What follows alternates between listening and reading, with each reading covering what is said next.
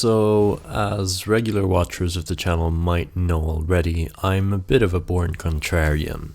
Devastating character flaw, I know, and as far as I know, it is both incurable and terminal.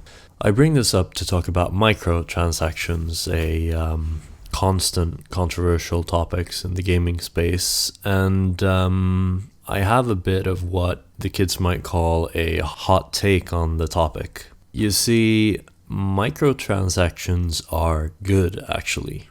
Well, at least sometimes, and for some people. Those are important qualifiers, and I don't want this to be taken out of context, but allow me to explain what I mean.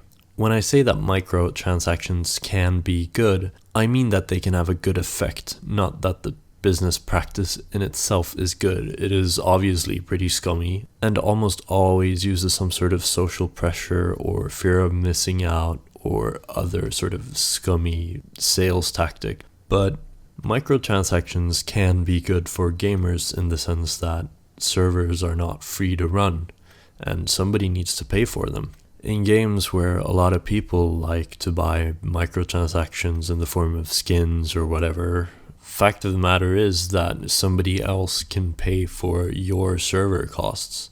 I think the best example for this would be PlayerUnknown's Battlegrounds. I've played the game since 2017, I believe, and I've never purchased anything for real money in the game.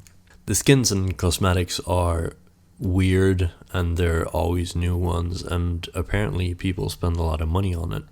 And it has enabled PUBG to keep on going, even though they make like really strange development prioritizations. For example, they developed like a mortar, not really very useful in a battle royale game. Nobody ever uses it as far as I can see, but it was in the game for a long time, even if it may not be anymore. What does that have to do with microtransactions? Well, somebody else's funny skin that they bought effectively subsidized the development of this novelty item that I, as a one-time purchaser of the game, got to play with. I mean, come on, who plays PUBG anymore?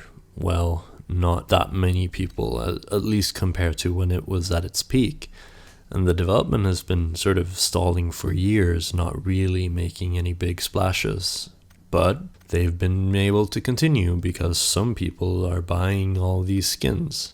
Another perfect example is Fortnite. Fortnite's been going strong for, feels like a decade at this point, but point is, they've been able to do that because some people buy things with V-Bucks, not because they have a certain amount of players or because they've had big brand deals with Marvel or whatever. It's because people keep buying their stuff, which means that everyone gets the benefits of all the continued development.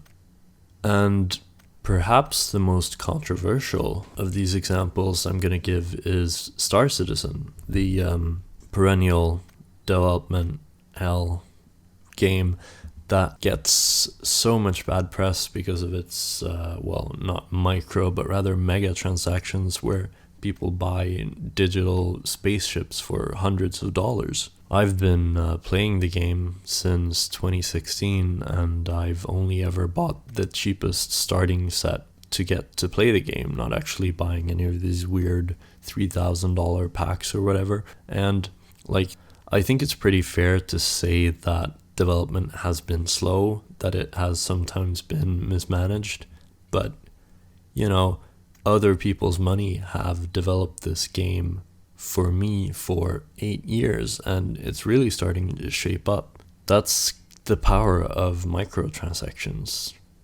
As long as you never pay anything, effectively other people are subsidizing your gaming experience. And as I said, I don't think it's a good business practice. I don't think it's very good for gaming as a whole.